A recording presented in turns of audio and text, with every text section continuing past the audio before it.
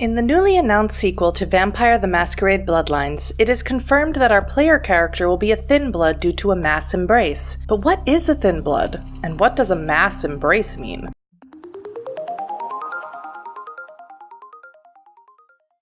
Hello, and welcome to Masquerade Monday. This is the first in a series of lore videos I plan on doing about Vampire the Masquerade. First, let's talk about the embrace. To become a vampire, a human must be drained of blood, and subsequently be fed a bit of the attacking vampire's blood. This process, called the embrace, causes the mystical transformation from mortal to undead. Only a tiny bit of blood, a drop or two, is necessary to turn the human into a new vampire. This process can be performed on the recently deceased, provided the body is still warm. Once the mortal is embraced, they are drawn behind the curtain of the kindred, their fellow vampires, and everything they know is changed. So a mass embrace would mean that our player character in Bloodlines 2 was drained of blood by at least one vampire, and the blood was replaced by two or more different ones. Scary. So that leaves the question, what is a thin blood? When a vampire embraces, the child rises from death one generation higher than before, one more generation removed from Cain. Yes, that Cain. The founders of the clans, the Ventru, the Toreador, the Nosferatu, etc., are comprised of the third generation.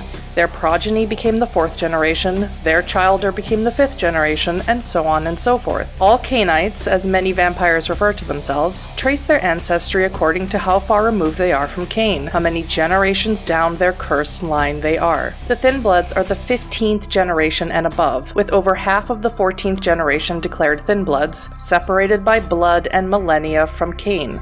Oh hell, who am I kidding? We're a bad horror show, alright? We seem to be the runts. The mistakes. You types call us thin bloods. I say we're all equally screwed. A thin blood, from what I've been told, is a vampire whose blood is weaker than most. Thin bloods. They're a fascination of mine.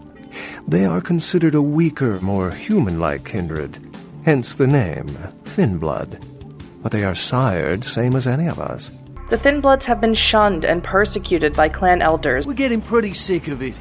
Someone's citing domain, or in the worst cases, hunting us for sport. Destroyed by the Scourge, a vampire subordinate to a high-ranking clan prince, and subject to fear and paranoia since their very presence in this world is, for some, a clear sign of Gehenna, the end of the world, at least for vampires. Rolf, my sire, told me some vampires consider thin bloods a bad omen and want them destroyed.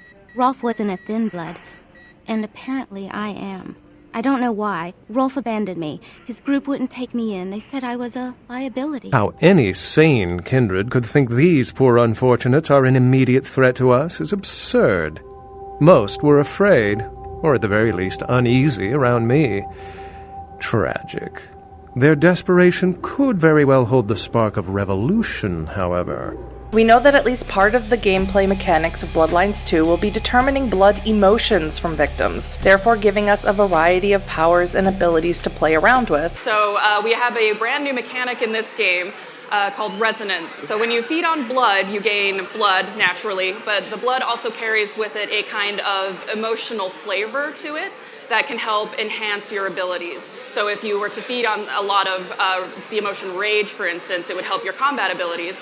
And if you feed on a lot of desire emotions, it would help your social abilities. Which coincide nicely with version 5 of Vampire the Masquerade, which states, Thin Bloods in Vampire the Masquerade 5th edition cannot learn disciplines the normal way. Instead, they need to drink blood with a special resonance to get the ability to use one temporarily. Additionally, Thin Bloods are capable of learning Thin Blood alchemy to create formulae, counterfeiting normal disciplines or creating whole new effects. But does that mean we won't get to choose a clan in Bloodlines 2? Well, no, I don't think so. Technically, the player character is part of a clan, the Thin Blood clan, but there is another option. Diablerie. But that's a topic for another video. I make videos multiple times a week, and every Monday is Masquerade Monday, so if you enjoy what I do, please consider subscribing to my channel. More than anything, I want to thank you so very much for watching, and I'll see you in the next one. Bye bye!